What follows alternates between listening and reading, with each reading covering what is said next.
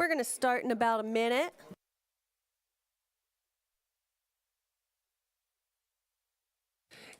Get your cake now if you'd like sugar during the meeting.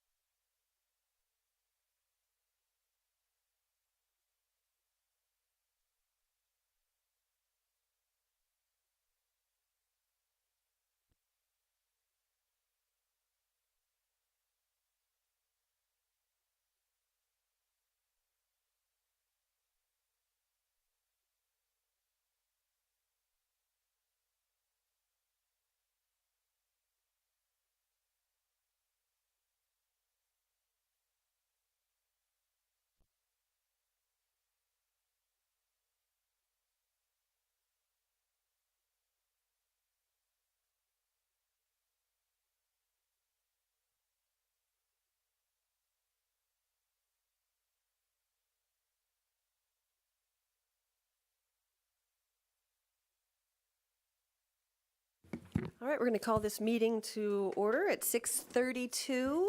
Will the clerk please call the roll? Cagle, Here. Carter, Cowart, Crane, Here. Esri, Here. Farney, Here. Fava, Here. Fortato, Here. Greer, Here. Hanover Friedman, Lakshin, Here. Pugh, Present. Rodriguez, Here. Rogers, Present. Sexton, Here. Storr, Present. Sollard, Here. Thorsland, Here. Vanich Theranot, Here. Wiggs, Here. Wilson, Here. Locke. Here. Is there a motion for approval of the agenda and addenda? There are no addenda. Of the agenda. Sexton, second by Lakshin. Any discussion? Okay, all in favor say aye. Aye. Any opposed? Okay. Next, I need a motion for approval of the November 12th, 2024 regular meeting minutes. Beth is the motion and Aaron is the second. Any discussion? Okay, all in favor say aye. Aye. Any opposed? Great. I have no slips for public participation. Is there anybody who wishes to participate? No public participation at this time. Moving on, board communications. Any board communications? Are we setting a record today? All right, moving on. Justice and Social Services. Ms. Rogers. This is my first time doing this, so I might need some help. So the monthly reports, all the reports are available on each department's website through the department reports. Probation and court services for July, August, September, October, and November of 2024. The third quarter statistics are in. The Emergency Management Agency reports are in for November and December. Public Defender's reports for November and December of 2024, and Animal Control reports for October of 2024. For information only, we have the Rosecrans reentry reports, the financial report for October and November of 2024, and the program report for October and November of 2024.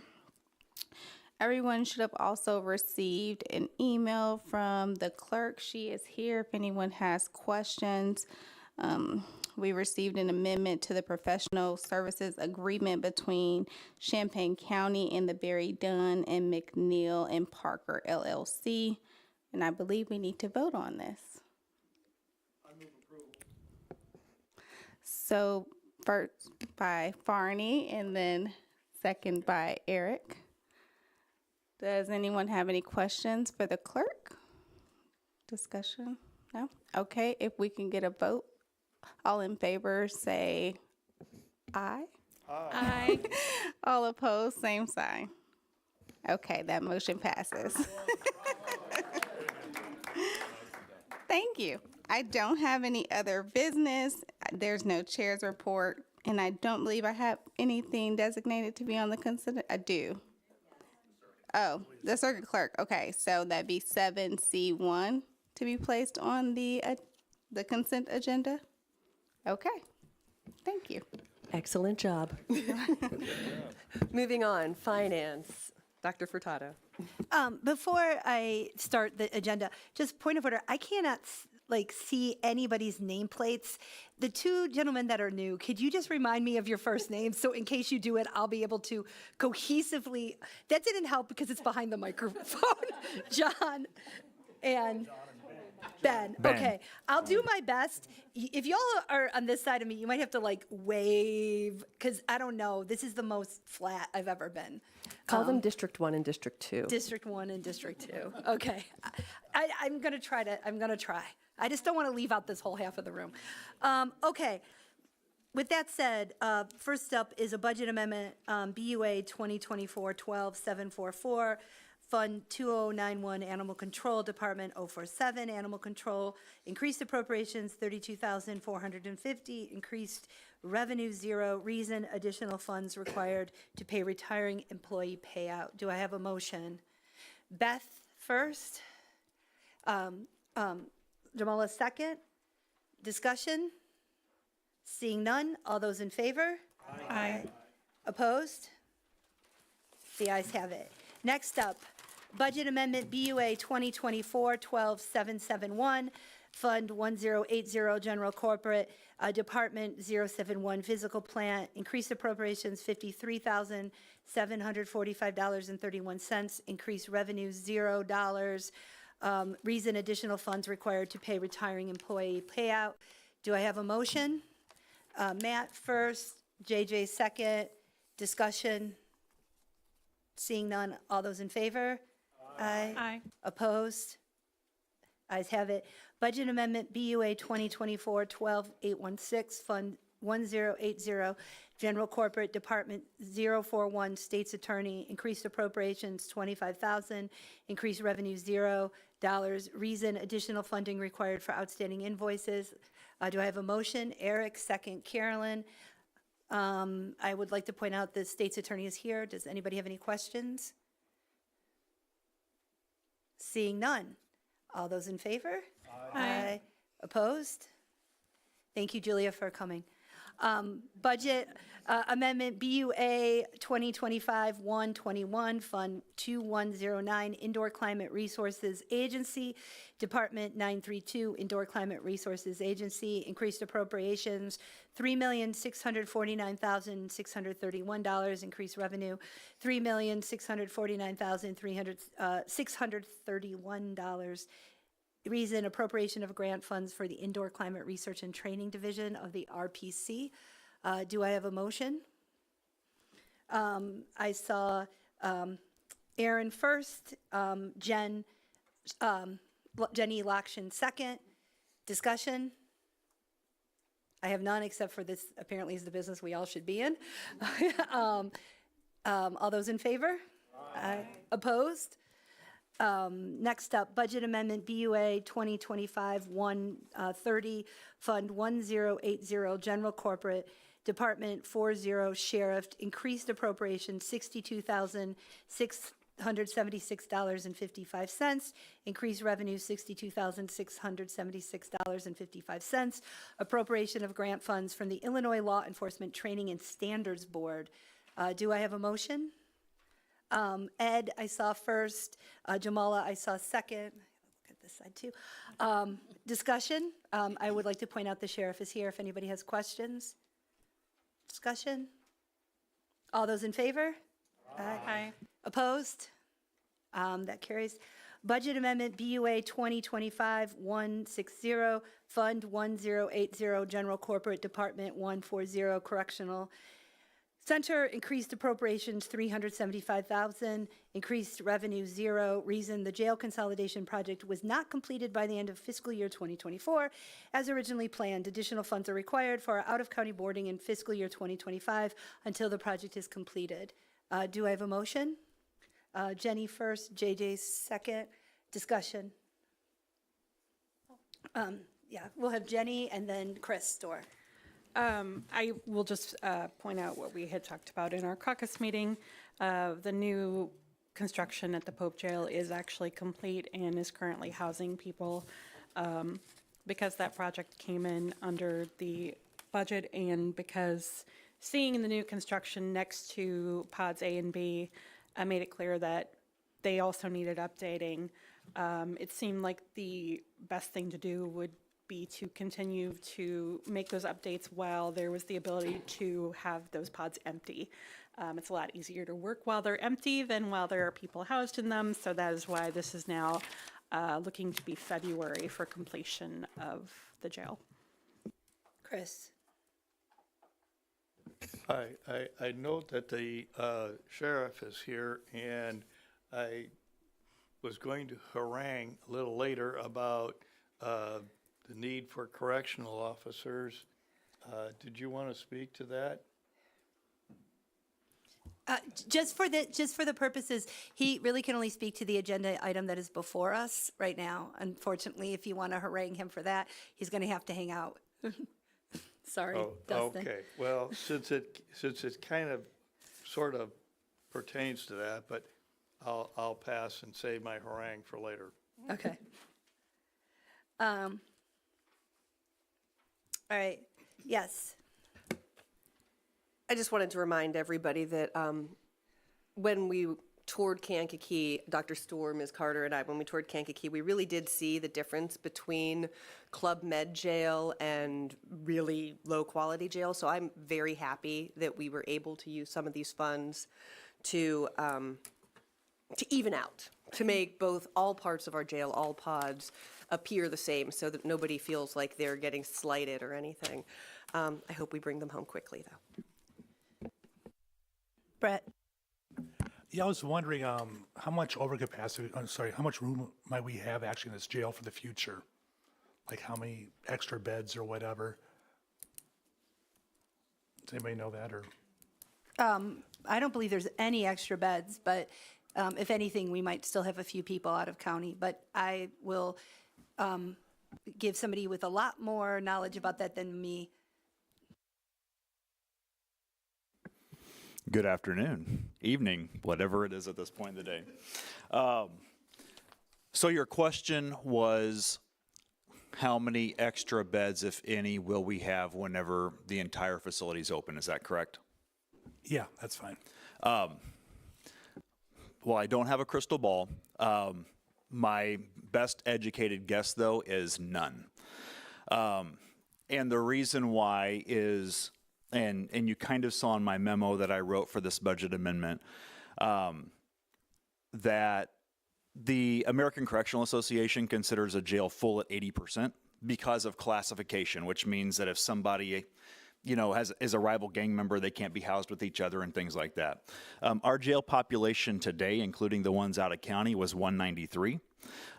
And 80% of what our 216 beds will be when the facility is finished is 173. And so I'm not saying there's going to be 20 more inmates housed out of county at any given time, but the nature of classification means we need a little bit of wiggle room, even after the facility's open, to be able to safely protect those inmates. Yep. Yeah, I was just kind of curious, just for the future. Are we going to fill up pretty fast, do you think, or we will slow curve? We will be full. Now, I will say we're on a downward trend than we were. I've started keeping statistics, close statistics, since 2021, and especially after pretrial fairness took over. We are significantly down compared to that, but we are also going to have significantly less space than we did before 2021 as well. So I believe we had 313 beds when the downtown jail was open, and we will have 216 total beds whenever this facility is open. Yes. Thank you. Mm-hmm. Any other questions or comments? One thing I wanted to mention is this is our sort of best guess estimate to at least get us through February. We're hoping that based on sort of the facilities time schedule that we will be done by February, but if not, in February, we will come again and ask you for money for March or April. But we don't want to appropriate a bunch of money we don't need to. And I thank the sheriff for working on that. I also wanted to thank everybody from the sheriff's office and facilities who did an excellent job planning this project and then bringing it in on budget, which is what has allowed us to do this second sort of unanticipated phase that I think is very important for the project. And third, I definitely urge all of you to vote for this item, but I also wanted to point out that in one meeting, we just took about $25,000 less than $500,000 from our 1080 fund balance. I think this is 1080. Is it? Yeah. So we decided to kind of leave. In case you're wondering why are we taking it out of 1080, we want to try to keep the public PSST, the Public Safety Sales Tax Fund balance, as whole as possible, in order to address the Susan project that we're on phase 2 of apparently never-ending phases. But one day we're actually going to have to implement that thing, and we're going to need money for it. So we want to try to keep as much of that money together. But just, this is, I think, a good opportunity for us to see how important having a healthy fund balance is. And I mentioned this in my caucus. In my time here, I believe, since 2017, I believe this is the single largest day of fund balance expenditures, outside of maybe some stuff with the nursing home that I've ever been a part of. So this is why we have the fund balance. So when things like this come up, operational needs, unexpected, lots of tough cases in the SA's office, longtime employees retiring, that we have the ability to absorb that without it hurting our bond rating, our general operations. I just wanted to say that. That said, any other discussion? All the, if you approve it, I can't think of what the, all in favor, thank you, my brain stopped. I was like, say aye. If you, all in favor? Aye. Opposed? All right, thank you very much. The auditor's report is online. I don't see the auditor here for any discussion. The treasurer's report through November is online. The auditor's report from October was online. I don't see the treasurer here for any discussion. If it is okay with everybody, I'm going to take these next 3 as an omnibus. A resolution authorizing the county executive to assign mobile home tax sale certificate of purchase, permanent parcel 30-056-0096, permanent parcel 30-059-0050, permanent parcel 14-018-0003. Do I have a motion? Beth first, Matt second, discussion. All those in favor? Aye. Opposed? Next up, county, this is under the county executive. The first thing is establishing a capital asset policy. My understanding is we need to vote on this. Do I have a motion? JJ first, Jen Locke second. I'm sorry, I keep wanting to say Jen Straub. She's not on the board anymore. Discussion. Jeff. Thank you. From what I understand, first of all, I'm glad that we do have a policy, separate and distinct capital asset policy. But Steve, if is Steve here? Michelle? Yes, thank you. Maybe you could just explain how we got here and what you're trying to accomplish with this. I think RPC was likely the driver on this. They have information that they need to provide with regard to assets in some of their grant applications. So this will provide that information. Let me clarify. So did we have an asset policy before? So this is This is a piece of RPC being able to purchase property in their own name.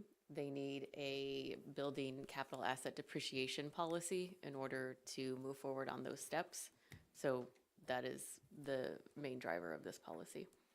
Is it only applicable to RPC? No, it's applicable to the whole county, and we needed it. It's a good policy for us to have, and it should be fleshed out more into the version that we've been given is much more than the current capital asset replacement and depreciation policy that we have.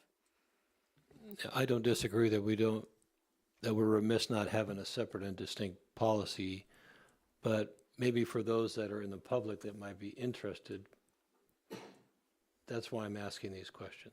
Probably everybody here understands it, but there are people that are watching trying to figure out why add a new policy, why it's essential for our operations. If you could, 1 or 2 sentences, that'd be awesome. Well, as not the finance person, I'd say it gives us a much better financial understanding of the value of our capital assets and their rates of depreciation so that we can factor that into our budgeting and our financial forecasting. And I think maybe, I don't know, JJ, any thoughts there? Currently, or at least previously, the county auditor's office has always had a policy on capital assets, and it has generally followed GASB recommendations and GFOA recommendations, which are in line with what this policy is. We also made sure to review this with Clifton Larson Allen to make sure that it fits in with what they want to see us doing. So it's basically taking a one-page policy that the auditor's office had for basically end-of-year procedures, said we follow these things when we are conducting the audit, and it's making it a policy for the whole county that's out there in public. So this is a good thing. Thank you. Then one more question. So this was not a recommendation from the outside auditor. This was internally driven change. Yeah. Thank you. Any other questions? I'd like to thank Travis, who couldn't be here tonight due to other obligations, who worked on this, Orion from RPC, who worked extensively on this, the folks at Clifton Larson, as JJ mentioned, and then JJ, who provided, I thought, valuable feedback, along with everybody from the executive's office, and I don't know if anybody from the SA's office weighed in on this one, but just to everybody who worked on this, this is, I think, a good thing to put in place, and like JJ said, is expanding kind of what was a one-page end-of-year tie-out thing to be a little bit more comprehensive and more procedural than just the sort of audit financial requirements. So, but it still does meet those as well. All those in favor? Aye. Aye. Opposed? Ayes have it. Resolution adopting and authorizing an intergovernmental agreement for computer-assisted mass appraisal software, CAMA software. Do I have a motion? Beth? Second? John? Yes. All right.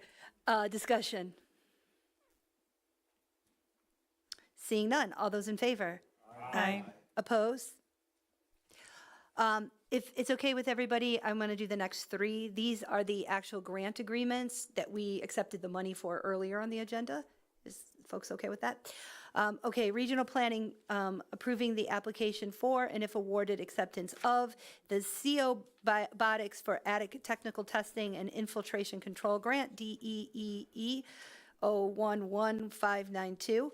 Approving the application for, and if awarded, acceptance of the Illinois Building Electrification Research Subaward, and approving the application for, and if awarded, acceptance of the Residential Energy Auditor Training Grant. Aaron, so moved. Daniel, second. I want to, just before I ask for anybody else's discussion, thanks the SA's office who encouraged us and worked with RPC on a process by which to get these grants sort of more comprehensively before the board, and this is the result of that work. So thank you. I think it was one of Matt's last things before he left. He came and explained it to us. Any discussion on any of these? Jeff. Thank you.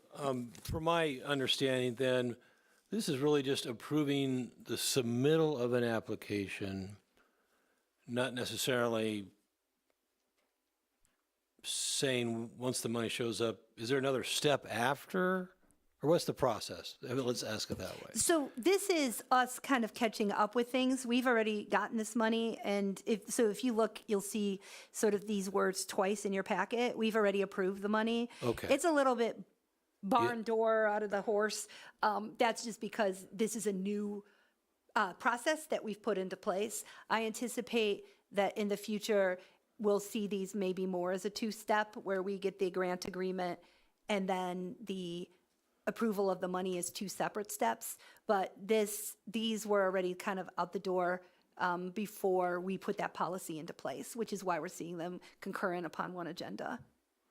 Okay, one more quick question. So I guess I'm understanding that even though the audit was egregiously late, that it doesn't impact these grants or future grants that may show up.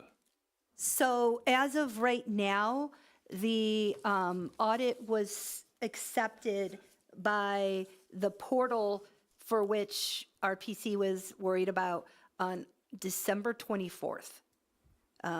So they are now able to conduct business. Since you asked, I will point out our Head Start grants were due January 6th.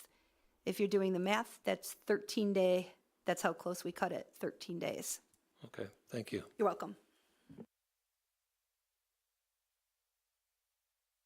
Any other discussion? Well, first, any other discussion? And then I'll let you vote. I promise. Seeing none? All those in favor? Aye. Opposed? I have any other business? I have no chair's report. Things to put on the consent agenda include A1, A2, A3, A4, A5, A6, C2, C3, C4, D1, D2, E1, E2, E3.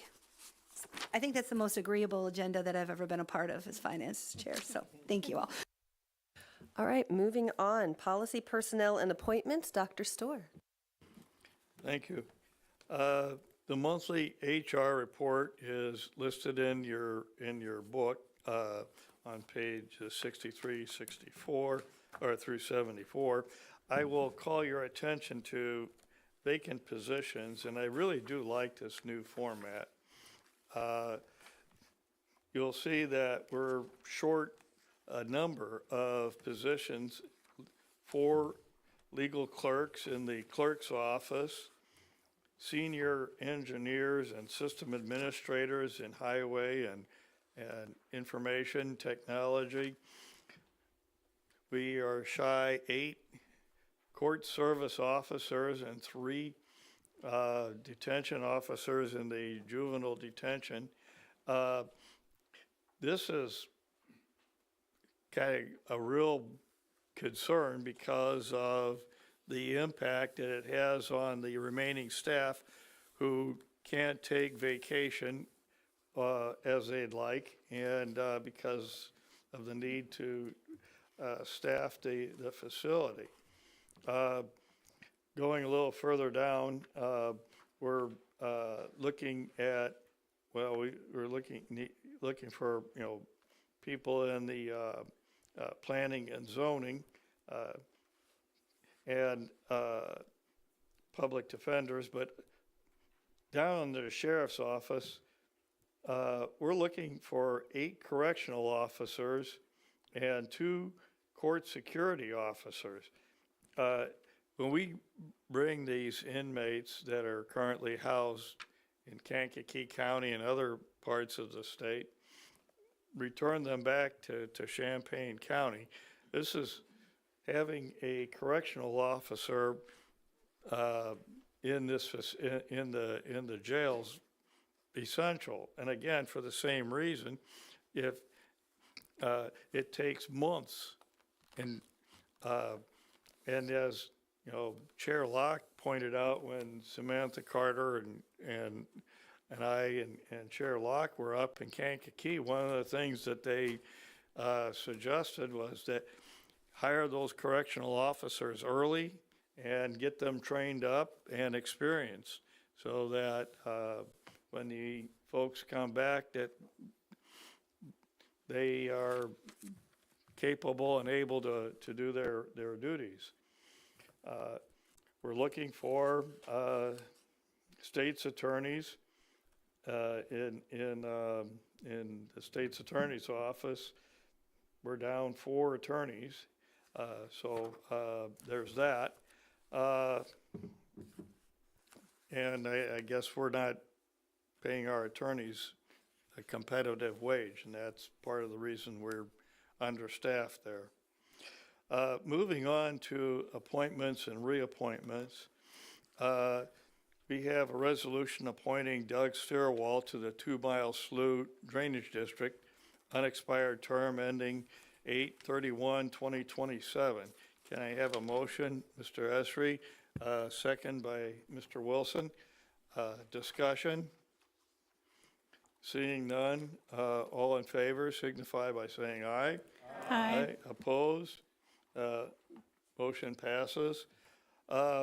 We have a number of appointments to the Rural Transit Advisory Group, and without any, if there's no objection, we'll lump these. A resolution appointing Alicia Beck, Rick Williams, Martha Newton, Wendy Huntley, and Ashley Ritchie to the Rural Transit Advisory Group. I'm almost done. Term January 1st, 2025 through December 31st, 2026. Moved by Eric Thorsland, second by Jenny Lockshin. Mr. Forney? Mrs. Beck is only until 12/31 of 2025. Thank you for pointing that out. I wanted to make particular mention about Ms. Beck. Whereas all of these are reappointments except for Ms. Beck, she does not live in the rural area but resides in the city of Champaign. And this kind of points to some of our ongoing problems of finding willing county residents to serve on these boards. I think we're even down one more person at the, or one more? Two persons. Two persons on the Rural Transit Advisory Group. And these are, folks that kind of, this is folks that kind of help advise the use of the monies for that, for rural transit to help people get to their medical appointments, jobs, and so forth. Do I have anyone willing to make a motion? Oh, we have that. Oh, I'm sorry. Then we're ready to vote. Did you get a second? Huh? Did you get a second? I think Jenny Locke. Yeah. Okay, thank you. All in favor signify by saying aye. Aye. Oppose? Motion passes unanimously. We have a resolution appointing John Kelly as the Regional Superintendent of Schools for Champaign and Ford Counties, unexpired term, March 1st, 2025 through June 30th, 2027. Mr. Wilson and Mr. Esri, Mr. Farney. I need the minutes to reflect that I'm abstaining from voting on this as I'm an employee of the Regional Office of Education. Noted. Any other discussion? Seeing none, all in favor signify by saying aye. Aye. Oppose? Motion passes. We have a resolution appointing county board liaisons on page 83, and I won't read these off. They're in the packet.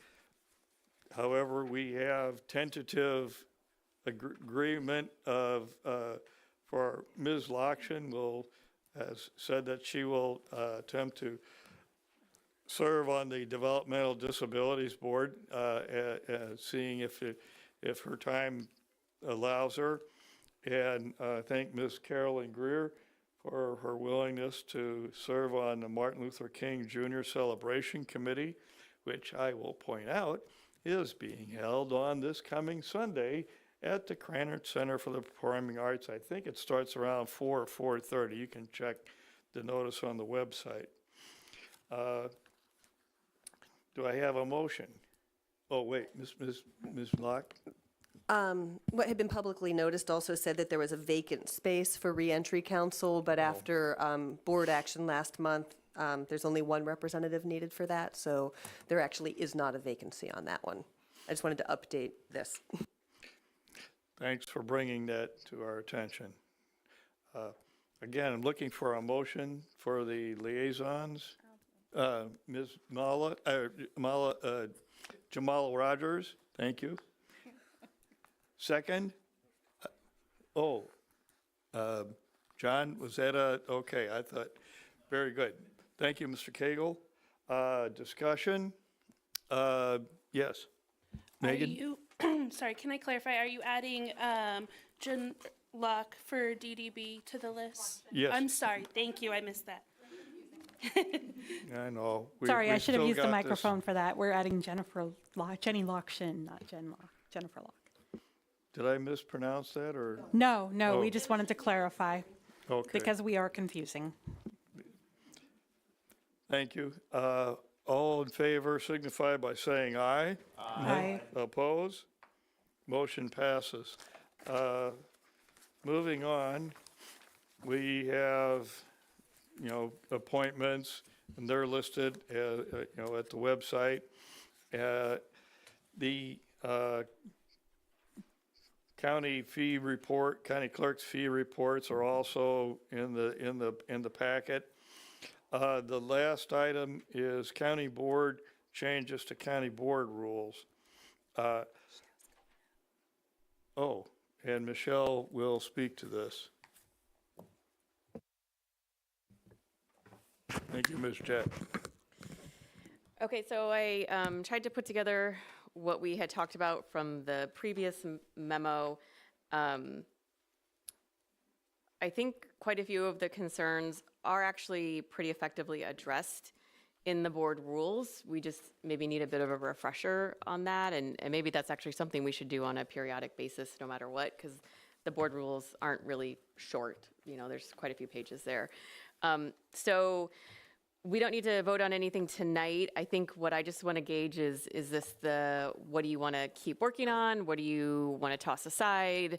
What is completely off track and I didn't understand it all? The whole conversation about asking elected officials and department heads to come in and present is a very, very big topic that I know the chair and the vice chair of the policy committee are also working on as well. So that will be a different conversation later on and why it's not a part of this memo that I submitted. So it hasn't been forgotten. It's just its own beast to wrangle.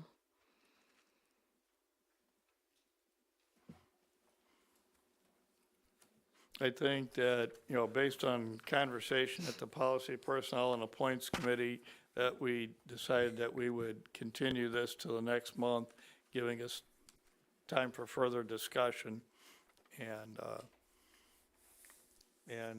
time for the committee members or the board members to express any changes or concurrence or objection that they'd like. Matt, Mr. Sollard. Thanks. I just had a comment that some of these items toward the top seemed like it's either announcements to public or feedback from public, and then we jump with the presentations kind of in the middle, and that seems to be more for the board. So I wonder if there's some of the order we could adjust to make kind of all the public-facing stuff at the front, and then the kind of more board business stuff to follow, so that if those who do want to come do public comments can come be done. If they want to go home, hear the proclamations, hear the announcements.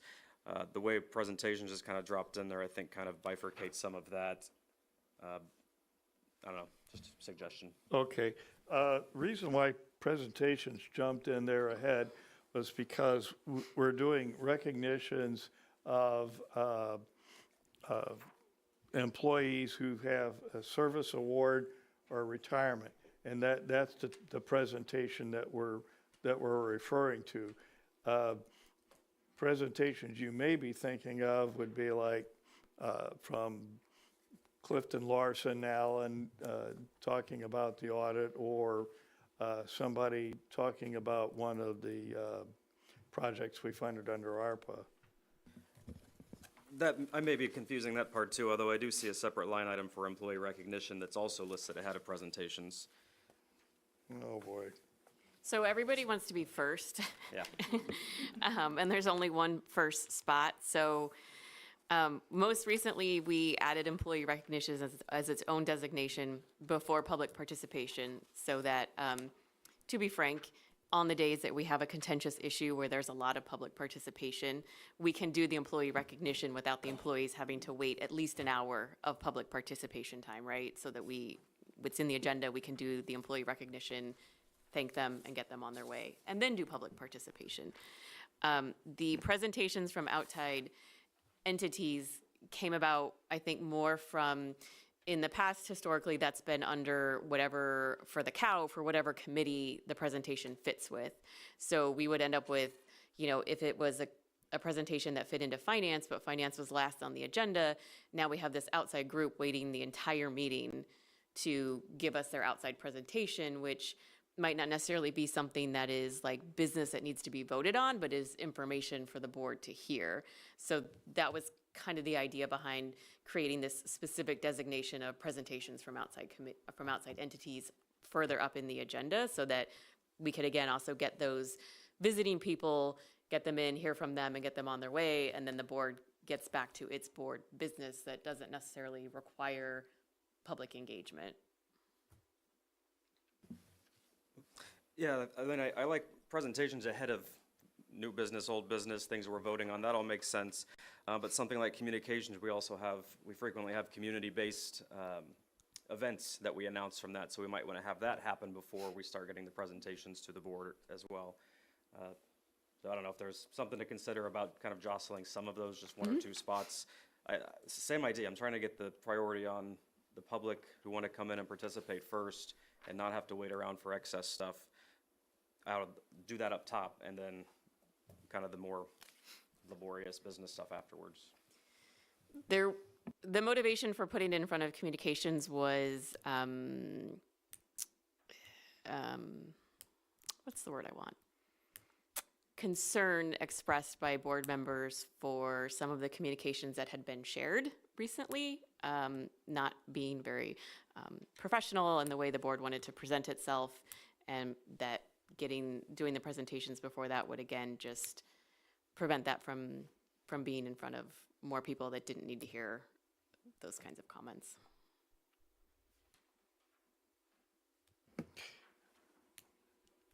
Mr., you have anything further, Matt? No, thank you. Okay, it's a good, you raised some good points. Okay, well, I think too, there was an interest in separating board communications from public presentations. Presentation by something in between, if there is something, because maybe those two things were driving each other in unproductive ways. Having them stacked on the agenda was sometime leading to board communications, which effectively were responses to the public participation, not always in the most productive ways. And maybe having another topic in between would allow us feisty board members to cool off a tad before we just said whatever was on the top of our brains. okay, so I'm hearing that you'd like to have communications in front, ahead of presentations, or not? No. Okay, we will as is, okay, at least for time being. Maybe we'll revisit this. Ms. Van Therenot. Thank you. So I can recall at least two separate instances where a presentation by outside entities was made that actually significantly changed the tenor of public participation. Is it possible that we could do the presentations by outside entities before public communication or public comment because of the fact that that sometimes changes the intent of the commenters? I would suggest you do that as an ad-needed basis. You adjust the agenda during the agenda approval process. Okay. Because you always have that ability to move any of this stuff around, so. Yes, does that satisfy? I'm going to get Mr. Wilson and then we'll come back. Mr. Wilson. Appreciate it. Just another question that popped in that might address one of the other concerns about the public participation and the engagement aspect. Could the name be changed to public comment so it doesn't feel like it's a participation in a discussion? Yeah, that's a great I point. know we've got a sign that's Yeah. already printed, but maybe we could. I think we can get a redo new those, sign. so I think we can change those, yeah. Or I'll get a Sharpie and I'll just write on it for you. Yeah. Okay, so public comment. Thank you. Mr. Wilson. Thank you, sir. I like that public comment. That just seems, more welcoming. Thank you for that. That's a great idea. I thought the struggle is what is public and what is not public. So, and there's some attorneys in here, so they could probably, you must obviously know what the definition of public is, but I thought public is what? It's the people that live within the jurisdiction that are impacted by government entities. Or it can be also like a public facility, like a park or something like that, or something set aside for the public, which is distinct from what is a private entity. Representing a private entity, not necessarily representing the public.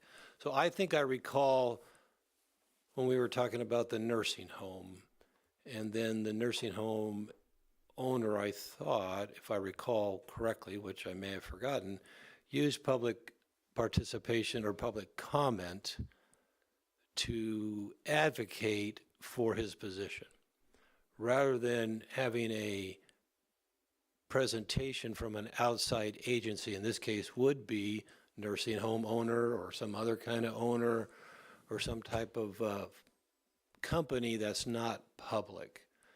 I'm just trying to figure this out, and that's what I'm thinking, because I would like the public comment to be public's comment, and then not to be used as a venue for a private entity to sway the board, and rather have that delineated in a presentation that's already predefined that, hey, someone's going to talk about this for 5 minutes or so, just a thought. The other challenge that I thought that we faced was, and I know that we faced, was when an elected official decides to use public comment to advocate for their position. But we don't want the elected official to act as a public if the public has a public position. But I think if elected officials should at least have a disclaimer that, hey, I'm elected for X, Y, Z, and I'm here speaking on behalf of myself as a member of the public, not advocating my particular slant, if that makes sense. So I have more to say, but I'll stop there. Just as a quick, I believe it's against Robert's rules to advocate for a political position in public. So the instance that you were thinking of, that is not allowed and could be interrupted by a point of order. How successful have we been at that? Not well, but we could be. So for example, wearing a t-shirt with your campaign slogan or your name, that would not be allowed because it is using a public resource to advocate for your political position. It has nothing to do with the work of the public in this body. It is for a political position in a political campaign. So they cannot use public resources to further their own political campaign. Mine I was a- believe there's certainly some state entities that could get involved if somebody really wanted to push it. Yeah, I actually wasn't really in electioneering space. I was more in the space of using public participation to articulate their, not an electioneering standpoint, but using public space to articulate the veracity of how they manage their office, if that makes sense. That's what I was trying to. So we do have a provision in the board rules that upon request, an elected official can appear and discuss their department. Oh, you'll know that it says upon request. It doesn't say you're required to, it just says upon request. But anyway, those are just thoughts. Any comments on that? Board Chair Locke? Thank you. I've got a couple of thoughts. I'm going to go with your first point first, Jeff, as to wanting to, if I could have made the owner of the nursing home be quiet, I would have. But there's freedom of speech issues here where we don't want to be saying picking and choosing and hoping. So as members of the public, the Supreme Court has unfortunately told us the public or persons include businesses. So I think for our purposes, the public is entities, not this body, realistically. Entities, not this government. At least that's my interpretation of it. But we can limit the time, and then that's that. The point that I find more interesting that I'm with you on is when elected officials come to public comment in lieu of presenting to us, in lieu of subjecting themselves to questions from the board, because we're not allowed to respond to public comment. And there's a couple of ways we can deal with it. We could, we could make a rule saying appearing in public comment does not relieve you of appearing later on in the agenda if your office is on there. But again, we can't force the elected officials to come, I don't believe. But we could just put them on the agenda and make note that they're not here. I think we're working to set up a rotation so that we don't have 7 department heads descending upon us. We just want to maybe 1 or 2 a month and just rotate it through.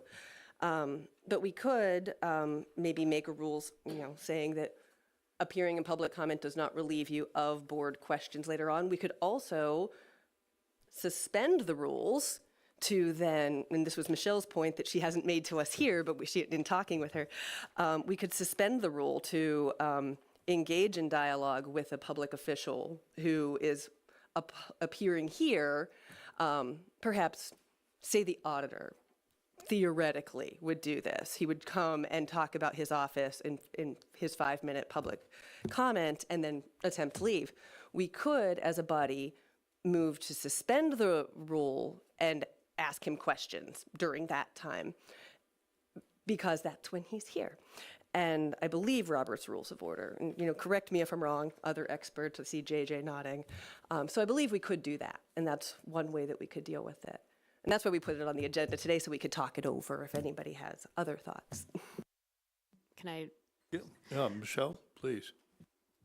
So I think actually your concern that we're talking about right now is the one that we actually have the quickest and most straightforward resolution to, which is, we can put a statement in there that's like the board, does not want or prefer that elected officials use public comment as a time to talk about their office, but that they ask for a specific designation on the agenda.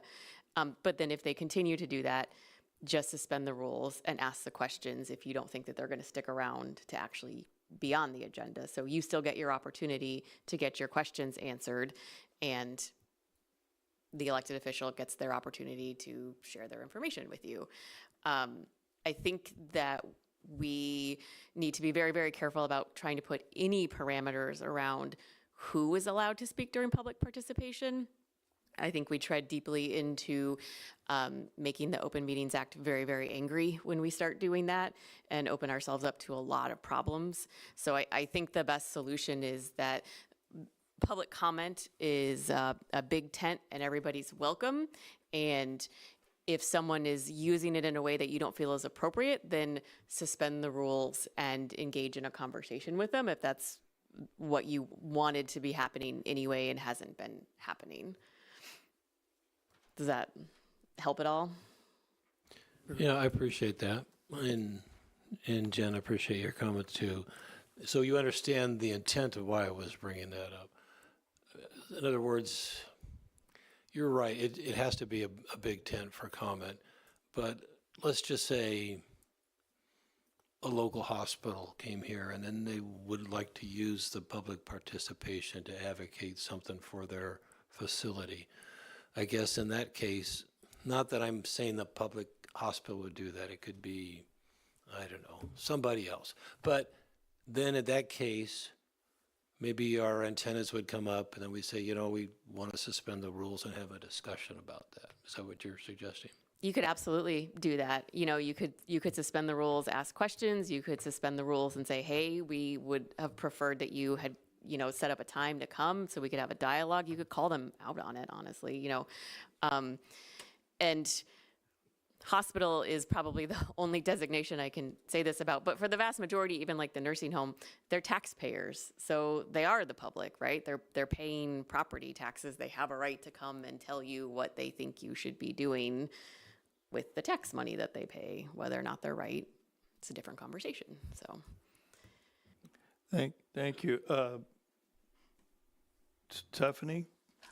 One, kind of coming back to some stuff that other people said, including what Emily said, is one thing that you absolutely can do is have like a standard of decorum, and like things that are typical are no profanity and no electioneering. And looking at our board rules, we do not have any standard of decorum, so that would maybe be a suggestion that I would like to make that we add.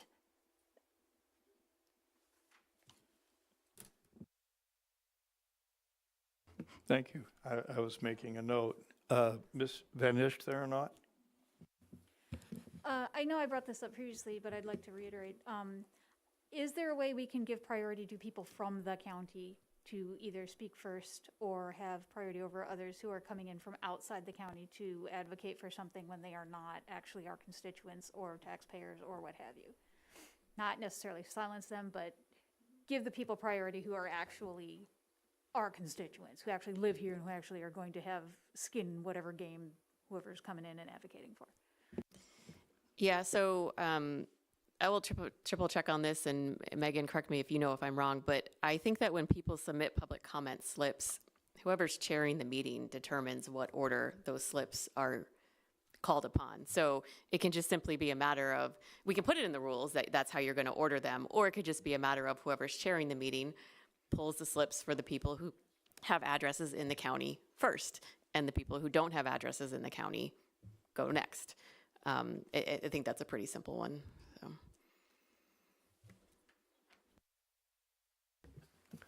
So. Mr. Pugh? That's fine. Just with Mr. Wilson was saying there were two in the suspension of rules. Do we have a time limit on that or anything like that? Because if we have other people behind them from the public who want to speak, how long do they sit there? No, you've suspended the rules, so you have suspended the rules. So, as a body, you would kind of need to be mindful of how long are we going to engage in a dialogue with this person, this specific person? Are we just going to, say a corrective piece and then let them finish and go back to the rules? Are we going to have a back and forth? What are we going to do in that scenario? But no, there would not be a time limit. Thank you. Stephanie again? Sorry, I've actually seen this the most when I served on the ELEC committee. I don't know, maybe the hippie committee, but both Eric and Aaron, both in some cases suspended rules in order to have a more productive back and forth dialogue with somebody in public comment, and then that could speak to a particular issue, and then sometimes Flip would ask, like, especially if there was a subject matter expert that was there for public comment, to stay and participate in the dialogue if there was an agenda later on the agenda. So I saw it work both very well, and I think it speaks to, like, they just did a really good job facilitating meetings, and both worked and were productive. Mr. Thorsland? Thank you, Stephanie, for that, and Aaron did that too. We try to run ELOC in a productive way, and when I get slipped, and that doesn't mean to be a dig on the way other people run other committees, but we try to get things done. We know we have a time limit. We know that people have a short attention span, especially the chair of ELOC currently has a real short attention span. As chair in ELOC, I also try to group people by topic. There is a place on the public participation slip that we're going to soon turn to public communication, or I would suggest public input, where they put down what they're there for. And I will sometimes try to put them together because it makes more sense to have people speak in a group about a particular topic and not, in particular, our most recent meeting, have someone talking about chickens and then talking about carbon sequestration and then chickens again.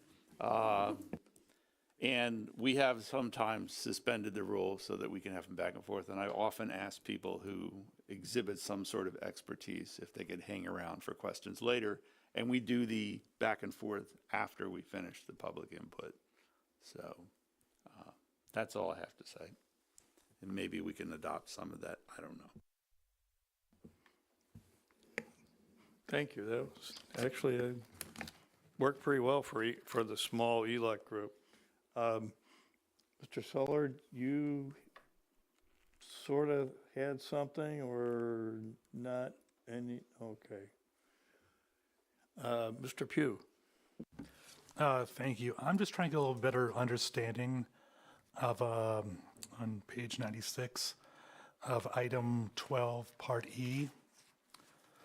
When it says basically elected officials, appointed officials shall not be subject to limitations regarding public participation. What does that actually mean? Well, this is currently in the rules, and I think it means that the board can't tell an elected official, you can only come in public participation and you can only speak for 5 minutes and we won't engage in dialogue with you. Like if they ask to be on the agenda, the board needs to be reasonable, and that's in that consideration and put them on the agenda. So it goes both ways. Yeah. Ms. Lockshin? I'm going a little further down on 12 either. As far as the board rules do state that board members shall not engage in dialogue with members of the public during public participation. Do we have a definition of what constitutes dialogue? We do not. I can add some parameters in the standard of decorum concept that we're talking about. I think that might get to what you're talking about. That would clear things up for sure.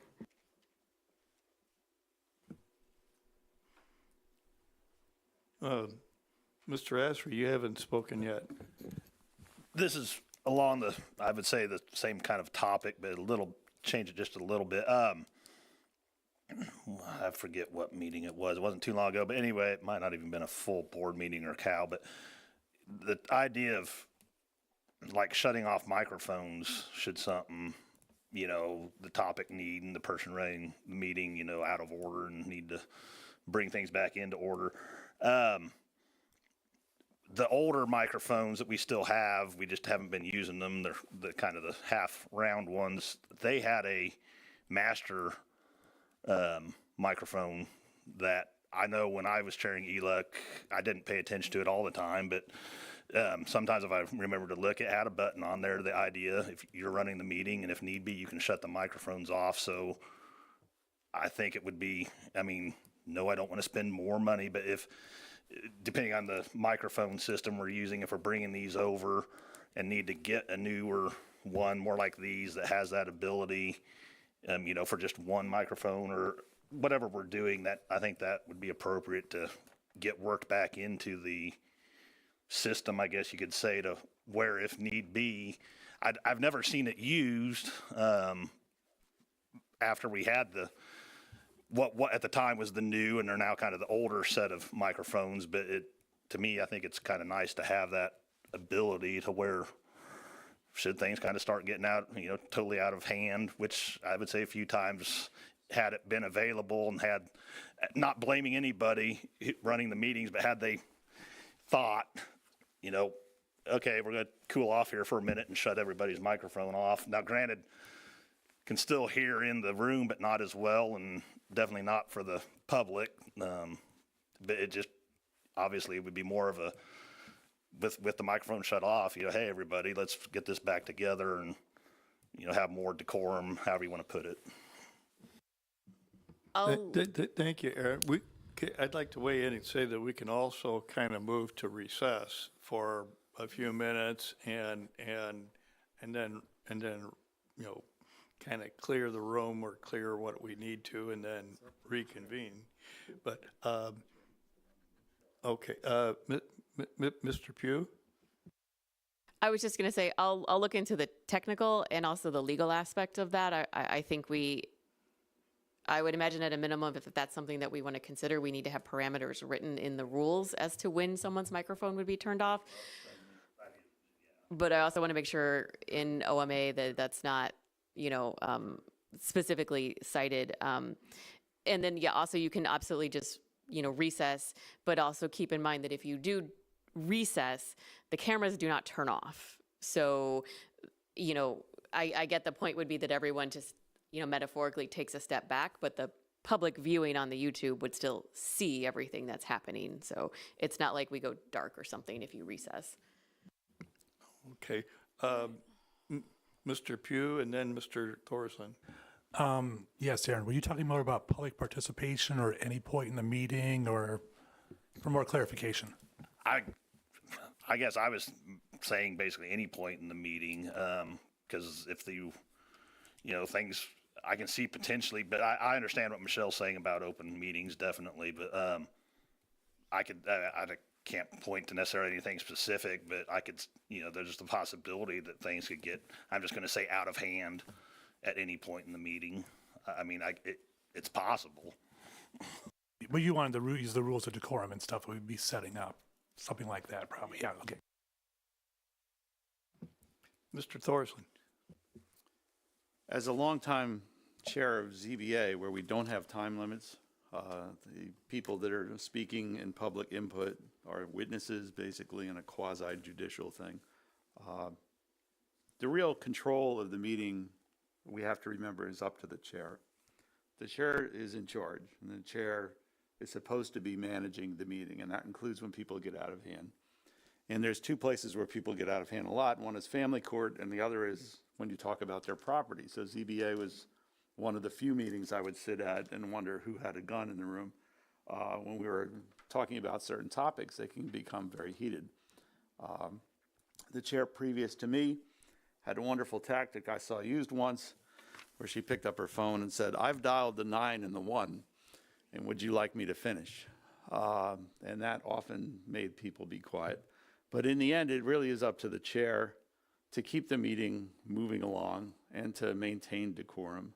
And it's good to have the rules, but we know when people get heated and get excited that it really is that last defense is the chair. And the chair, I often have wondered why we don't have a gavel. I had a gavel for ZBA, and it's effective when you start banging on a piece of wood. People tend to pay attention. So maybe we want to, before we even think about technology of microphones, let's get people a hammer. I have known exactly 0 judges with a gavel, for what it's worth. I've got a hand and a smashing. It worked great in ZBA. We can get a squeaky one that just like, I mean, that's what it'll make you all do, right? That'll Everyone really will stop diffuse and the just start laughing situation, at the yes. chair, so. Oh, okay. I'm going to take Aaron's quiet suggestion and try to move things along if I can. Dr. Furtado. Just two things. Back to my suggestion on decorum, I also note that there is no place for discussion of decorum by board members. And so the most logical place to me would be in that section 12, recognition of members of the board and committees. This is where we talk about like ways you could interrupt business, how members, so I feel like maybe if we just added an F there for decorum that mirrored the public one that specifically spoke to profanity, electioneering, and then possibly, although we run by Robert's Rules of Order, I don't think there's anywhere where this is expressly written that board members should limit their comment to discussing the item that is before the body. So those would be my 3 suggestions for decorum there. Yeah, and no personal attacks. That would be another, because that is also against Robert's Rules of Order. You're not supposed to address and attack board members of the body or guests that are coming to speak. So maybe those 4 things, because it would need to be a little bit more expanded than the public one. And then the second thing I did want to note is that the treasurer, auditor, and clerk are on every cow agenda always. It is more now I think there's 2 things.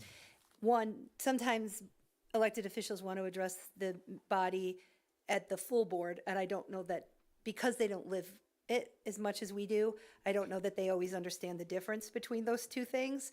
But those 3 offices are just always on the agenda between mine and Chris's committee. The elected officials who do not regularly appear on the agenda unless we take action are all of those under Justice and Social Services. So I just wanted to point that out, that there is regular opportunity for a big chunk of our elected officials to avail themselves to come talk to us about anything they want to. And, they'll do that. The clerk will come and just be like, hey, here's something I got to tell you about. I think the trick, though, is specifically how to handle it for full board meetings and then the JNS people.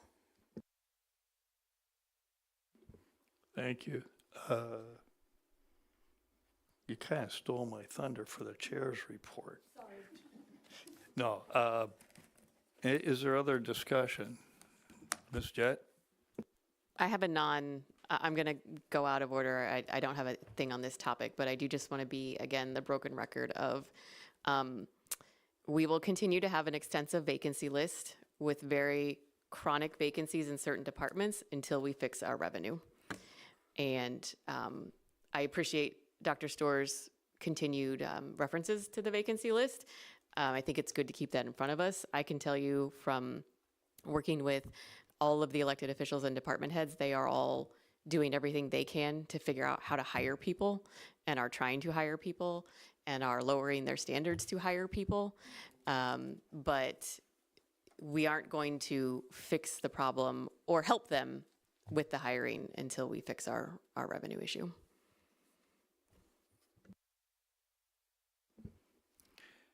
Thank you. I think this almost concludes our discussion on this topic. I'm very glad to see that there's some interest in this, and I've got some notes, and we'll have another chance to take this up next month at the Committee of the Whole. Moving on down to other business, I don't think that we have any. Under Chair's report, Stephanie did that.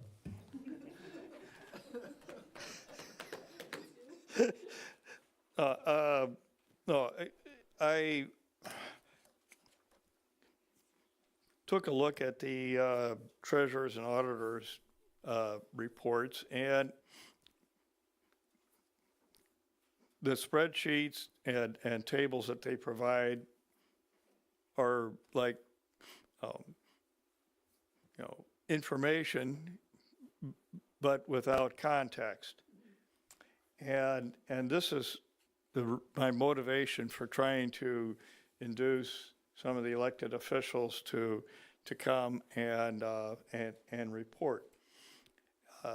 And maybe we can kind of try to be magnanimous in the new year and try not to bring up too much of the old past grievances and and see if we can try to move forward as best we can to improve communications, which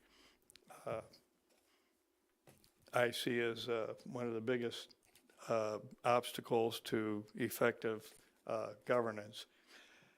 That said, Madam Chair, that concludes Designation the of business for items the- on the consent agenda. No, it doesn't. Gosh, dang it, I'll tell you. I think that slips my mind every doggone time. Okay. Items for the consent agenda are 2A through H. That's it. Madam Chair. There's no other business. I call this meeting adjourned at 7:46 PM.